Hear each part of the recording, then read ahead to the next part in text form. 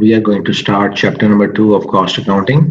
Last class के अंदर हमने डिस्कस किया था कि ब्रांचेस ऑफ अकाउंटिंग कौन सी हैं और क्लासिफिकेशन के हिसाब से कॉस्ट को किस तरीके से हम क्लासिफाई करते हैं और उसमें कौन कौन से मेजर जो आइटम्स हैं वो आती हैं। इसमें डायरेक्ट मटेरियल आता है, डायरेक्ट लेबर है, अदर डायरेक्ट प्रोडक्शन कॉस्ट है, उसके बाद फैक्ट्री ओवरहेड है और इसको किस तरीके से हम क्लासिफाई करते हैं।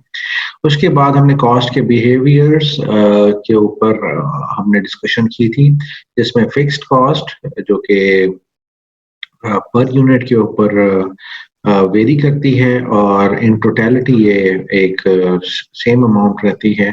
उसके बाद वेरिएबल कॉस्ट जो कि पर यूनिट के हिसाब से कांस्टेंट होती है, लेकिन इन टोटलिटी ये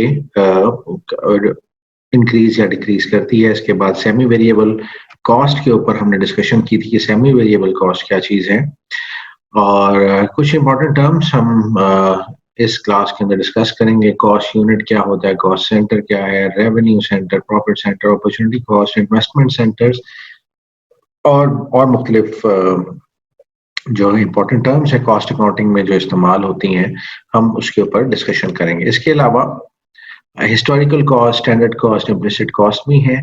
और let's start our chapter. What is a cost unit? It is a cost of a product or service in relation to which the cost is certain. In simple words, the cost of producing the unit. अगर आप एक factory में हैं और उस factory के अंदर ball points बनती हैं, तो जो बॉल पॉइंट्स हैं वो एक फैक्ट्री के कॉस्ट यूनिट कहलाएगा।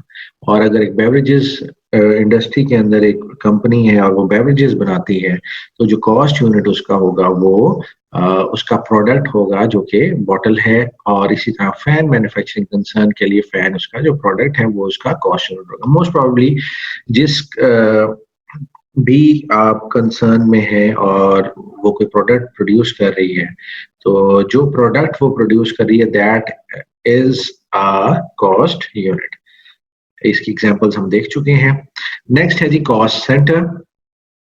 कॉस्ट सेंटर असल में उस जगह को कहते हैं जहां पे आपकी तमाम कॉस्ट इनकर हो रही होती हैं। इसकी डेफिनेशन हम चेक कर लेते हैं। Cost centre is a production और service location where cost are incurred and may be attributed to cost. Example, workshop in a manufacturing concern. जी हाँ, तमाम अखराजात जो उस प्रोडक्ट के ऊपर हो रहे हैं वो आपकी वर्कशॉप में इनकर हो रहे हैं, तो that is a cost centre. Auto service department, एक कंपनी के अंदर जो ऑटो सर्विसेज प्रोवाइड कर रही है उसके डिपार्टमेंट के अंदर जो ऑटो सर्विस डिपार्टमेंट के अंदर कॉस्ट इनकर हो रही है वो इसके कॉस्ट सेंटर है। उसके अलावा और भी एग्जांपल्स हैं इसकी, लेकिन हम आगे मूव ऑन करते हैं। रेवेन्यू सेंटर, वो इलाका या वो सेंटर जो आपकी कंपनी को रेवेन्यू जनरेट करके देता है। It is partly of the part of the entity that earn sales revenue, जहां पे आप सेल्स करते हैं और वहां से रेवेन्यू कमाते हैं। Its manager is responsible for the revenue earn, not for the cost of operations. जी, इसका जो मैनेजर होता है वो सेल्स मैनेजर समझ लें, तो उसकी रिस्पॉन्सिबिलिटी क्या है? उसकी रिस्पॉन्सिबिलिटी ये है कि वो प्रोडक्ट्स को सेल करे। He is not concerned about the cost of the product. उसको एक कॉस्ट बनी बनाई एक प्रोडक्ट बनी बनाई मिल जाती है और उसका काम ये है कि वो उसको सेल आउट करे और उसके लिए रेवेन्यू, कंपनी के लिए रेवेन्यू जनरेट करे। एग्जाम्पल्स हैं जी फैक्ट्री आउटलेट और sales department of a company है। आप देख लें, हर फैक्ट्री के बाहर एक छोटी सी आउटलेट बनाई होती है उन्होंने, और उसके लिए रहता उन्होंने स्टाफ रखा होता है, एक या दो लोग होते हैं या कहीं पे ज्यादा भी हो सकते हैं, जो सिर्फ उनका काम ये होता है कि वो वहां पे सेल्स का काम करें और प्रोडक्ट को सेल करें। नेक्स्ट है जी profit centre. Profit centre is a section of the organisation where the manager is responsible for producing profit by utilisation of resources assigned by the organisation. इसकी एग्जांपल हम ब्रांच की ले सकते हैं। जिस तरह बैंक्स हैं या बैंक्स की ब्रांच के अंदर ऑपरेशंस होते हैं और they tend to make profit for the organisation, इसी तरह एक डिवीजन है। आपके रेवेन्यू सेंटर आपके प्रॉफिट सेंटर्स भी हो सकते हैं। Next is opportunity cost. Opportunity cost का जो कॉन्सेप्ट है वो हम कॉस्ट अकाउंटिंग में भी बहुत यूज करते हैं और हम फाइनेंस में भी बहुत यूज करते हैं। पहले जो तीन कॉन्सेप्ट्स हैं, कॉस्ट सेंटर, रेवेन्यू सेंटर या प्रॉफिट सेंटर, ये तो शायद इतने इस्तेमाल ना हो, लेकिन opportunity cost is somewhat important. Opportunity cost is the value of a benefit sacrificed in favor of an alternate decision. मैं आपको समझाता हूँ। आपने एक बिल्डिंग किराए पे ली, आपके पास एक, और you have already let out at a rent of 10,000, एक बिल्डिंग थी आपकी जो आपने 10,000 किराए पे किसी को दी हुई थी। नाउ यू आर थिंकिंग कि आप उसी बिल्डिंग के अंदर अपना कारोबार शुरू करेंगे, तो व्हाट विल यू डू? आप वो रेंट वाली पार्टी को जिसके वो आपने रेंट पे बिल्डिंग दी है उससे कहेंगे कि sir, we are going to utilise it for ourselves, so we would like you to leave our building, और आप उनको उस बिल्डिंग से रुखसत कर देंगे, उनको कहेंगे कि जनाब हमने अपना काम करना है, और वो बिल्डिंग आप वापस ले लेंगे। तो they were paying you 10,000. So ultimately, what happened? You will not earn that 10,000, which was an income for you from the other party. अब आपने वो 10,000 लूज कर दी है। अब आप जब अपना कारोबार शुरू करेंगे, वहां पे या ऑफिस खोलेंगे, तो you will not get that 10,000. इसकी एक और एग्जांपल ले लेते हैं। मैंने बैंक के अंदर अपना 1 लाख रुपया रखा हुआ है, और bank is giving me 1,000 per month on that. So somebody asked me कि if I invest with them, they will give me 2,000 per month.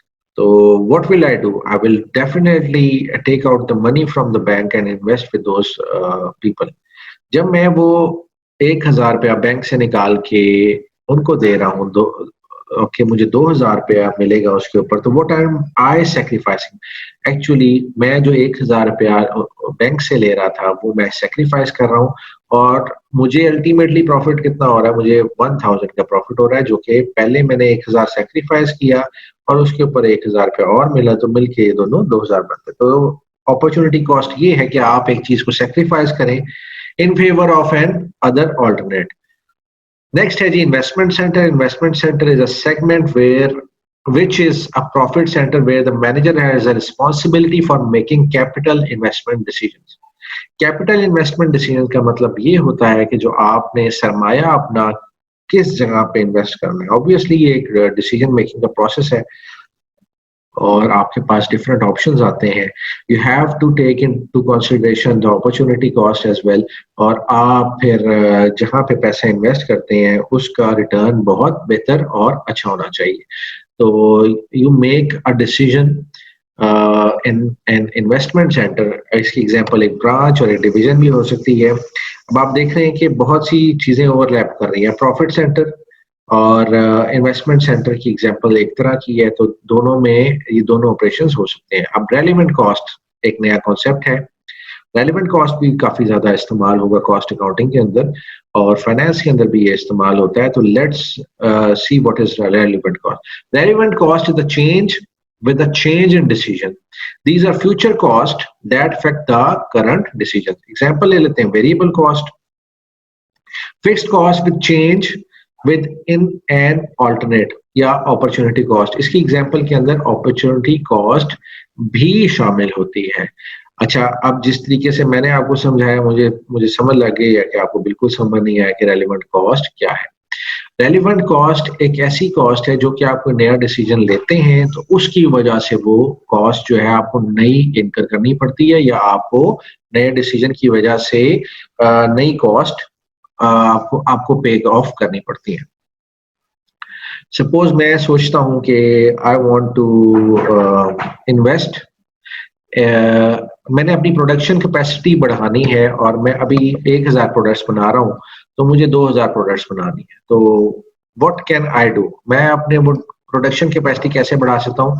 मुझे एक सेपरेटली जगह पे अपनी फैक्ट्री बनानी पड़ेगी। तो जो फैक्ट्री मुझे लगानी पड़ेगी, जो तमाम कॉस्ट मुझे उसके ऊपर इनकर करनी पड़ेंगी, that are relevant to the decision which I am going to make today, कि मैंने आज अपनी प्रोडक्शन कैपेसिटी बढ़ानी है। तो उसकी जो तमाम कॉस्ट होंगी, 2,000 रेलेवेंट कॉस्ट। तो रेलेवेंट कॉस्ट सिर्फ नई फैक्ट्री से रिलेट करेंगी। जो राइट नाउ मेरी फैक्ट्री चल रही है, उसके ऊपर जो कॉस्ट होंगी वो they are not considered as relevant cost. तो जो डिसीजन नया मैं लूंगा, उसकी वजह से जो मुझे कॉस्ट इनकर करनी पड़ेंगी, those are relevant cost. Relevant cost के बाद इरेलीवेंट कॉस्ट है। Irrelevant cost are the cost which would not affect the current decision. बिल्कुल जी, बिल्डिंग का आप रेंट दे रहे हैं, इससे तो आपका डिसीजन चेंज नहीं हो सकता। सपोज आप एक ही बिल्डिंग में दो दूसरी वर्कशॉप लगा रहे हैं और आपके पास जगह खाली थी। आपने कहा जी कि ठीक है, मेरे पास इतनी जगह खाली है, मुझे यहाँ पे वर्कशॉप एक नई बना लेनी चाहिए, और आप वहाँ पे वर्कशॉप नहीं बना लेते हैं। आप फैक्ट्री नहीं लगा रहे, इसमें आप सिर्फ वर्कशॉप की कैपेसिटी बढ़ा रहे हैं या 2 मशीन्स नहीं लेके आ रहे हैं, तो उसका बिल्डिंग का रेंट तो पहले भी आप उतना ही दे रहे थे, तो क्या उस बिल्डिंग का रेंट आपकी मशीन की कॉस्ट के ऊपर इफेक्ट करेगा? नहीं, हमारे डिसीजन पे भी इफेक्ट नहीं करेगा, उसकी कॉस्ट पे भी इफेक्ट नहीं करेगा, और हम अपनी कैपेसिटी इसी बिल्डिंग में रहते हुए बढ़ा सकते हैं। तो it will not affect our decision. ठीक है जी, इररेलेवेंट कॉस्ट जिसकी वजह से हम लोग अपने डिसीजन के ऊपर कोई इफेक्ट नहीं आता। Sunk cost, sunk cost is the cost of resource already acquired that cannot be changed with a change in decision। इसमें ये था कि मैं एक फैन बनाने वाली कंपनी में का मालिक हूँ, और 3 पंखों वाला जो फैन है हम सेल आउट कर रहे हैं। तो हमने क्या किया, हमने रिसर्च करवाई और उसकी कॉस्ट पे हमने काफी अच्छी कॉस्ट पे की, और रिसर्च में हमने क्या कहते हैं कि जो रिसर्च हमारी फाइंडिंग आई थी उसमें ये था कि लोगों ने पसंद किया था कि अगर 3 की जगह पे 4 पंखे वाला फैन जो है परों वाला, सॉरी 4 परों वाला फैन अगर हम इस्तेमाल करें तो वो ज्यादा खूबसूरत भी लगता है और हवा भी ज्यादा देता है, 4 परों वाला फैन।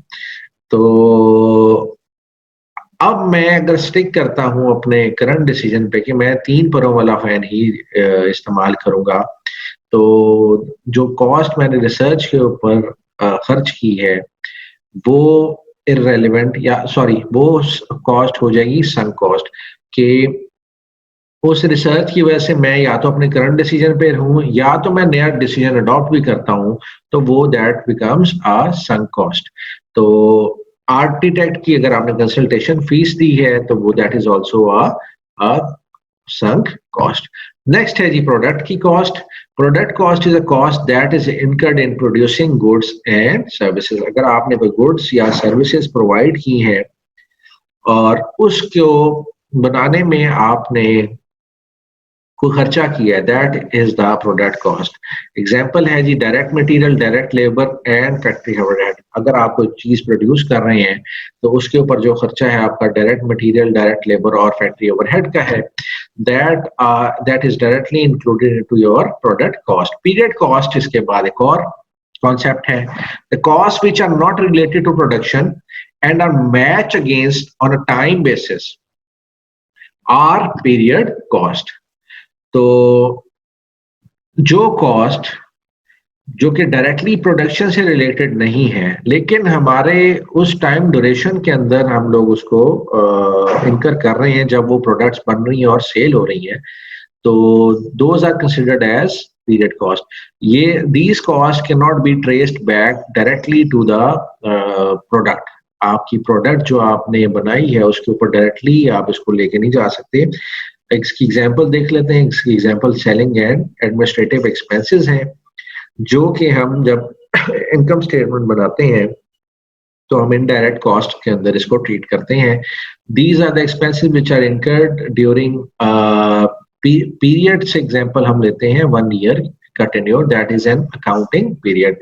तो अगर हम 1 साल की इनकम स्टेटमेंट बना रहे हैं तो देन इट इज 1 ईयर, और अगर हम क्वार्टरली बना रहे हैं then the period is a quarter. Next है जी historical cost. Historical cost is an actual cost that is borne at the date of transaction. इसकी एग्जांपल ऐसे ले सकते हैं, ये बेसिक अकाउंटिंग कॉन्सेप्ट भी है, ये कॉस्ट प्रिंसिपल की बात करते हैं हम। तो वो ये कहता है कि जी आपने जब बिल्डिंग परचेज की थी तो वो 4 लाख की थी, और ये कोई आज से 10 साल पहले की बात है। आज इसी 4 लाख की बिल्डिंग की वर्थ 4 करोड़ रुपए हो गई है। तो at what cost should we record this building? तो इसका जवाब यही है कि हम इसको 4 लाख के ऊपर ही रिकॉर्ड करेंगे। इसको रिकॉर्ड करने की 4 लाख के ऊपर वजह ये है कि ना तो आज हमने इसको सेल किया है, और मार्केट वैल्यू कैन चेंज। कोई क्या किसी के सामने इसकी वर्थ 4 लाख की होगी, किसी के सामने इसकी वर्थ 3.5 लाख की हो सकती है, किसी के सामने इसकी 4.5 लाख की वर्थ हो सकती है। तो अभी तो हमने इसको सेल नहीं किया, और इस जितना हमने पैसा खर्च किया था इसको एक्वायर करने में, हमने सिंपली इसको उसी कॉस्ट के ऊपर रिकॉर्ड कर दिया। खैर, और हम जब भी इसको रिकॉर्ड करेंगे आगे, तो जितनी इसकी हिस्टोरिकल कॉस्ट है हम उसी के ऊपर इसको रिकॉर्ड करेंगे। नेक्स्ट है जी स्टैंडर्ड कॉस्ट। स्टैंडर्ड कॉस्ट ऐसा है कि एक आप तखमीना लगाते हैं कि यार इसकी कॉस्ट इतनी बनती है, राउंड अबाउट इतनी लगेगी, तो दैट इज प्री डिटरमिन्ड। आपने एक प्री डिटरमिन कर ली है कॉस्ट, और that cost is standard cost. Standard cost is pre determined cost of the units. आपने प्री डिटरमिन करके तो वो कॉस्ट जो है उसको लिख लिया है, उसको मेंशन कर दिया है। इसकी एग्जांपल ऐसे देख लेते हैं कि बजटेड कॉस्ट आपकी 400 थी, आपने 10 घंटे की लगाई है ये कॉस्ट, तो इसका मतलब ये है कि स्टैंडर्ड कॉस्ट पर आवर हो जाएगी हमारी 40 रुपीज की। इम्प्लिसिट कॉस्ट और एक्सप्लिसिट कॉस्ट, ये भी दो मुख्तलिफ किस्म की कॉस्ट हैं। Implicit cost is an opportunity cost. ये अपॉर्चुनिटी कॉस्ट और ये जिसे कहते हैं रेसिप्रोकल के तौर पे आप इस्तेमाल कर सकते हैं। एग्जांपल्स क्या है? Uses its own capital, uses its owners time and और फाइनेंशियल रिसोर्सेज। और एक्सप्लिसिट कॉस्ट क्या है जी? The actual cost incurred is an explicit cost, जिसके एग्जांपल क्या है जी? आपने जो वेजेस दी हैं, जो रेंट दी हैं, जो मटेरियल दिए हैं, उसके ऊपर जो आपकी कॉस्ट लगी है वो आपकी एक्सप्लिसिट कॉस्ट है। आगे है जी डिफरेंशियल कॉस्ट और इंक्रीमेंटल कॉस्ट। ये जो टर्म्स अब मैं एक्सप्लिसिट इम्प्लिसिट, ये इतनी इंपॉर्टेंट टर्म्स नहीं है, इतने ज्यादा इस्तेमाल नहीं करेंगे हम लोग, इसलिए I will just go through this. It is the difference of two cost levels.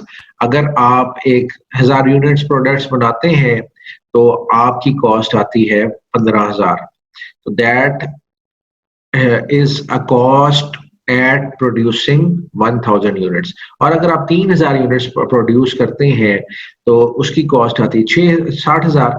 तो जो इन दोनों का डिफरेंस है दैट इज ए डिफरेंशियल और इंक्रीमेंटल कॉस्ट, यानी कि एक लेवल से बढ़कर दूसरे लेवल तक जाएंगे तो आपका जो कॉस्ट इनकर हुई है वो उसके दरम्यान में डिफरेंस कितना है।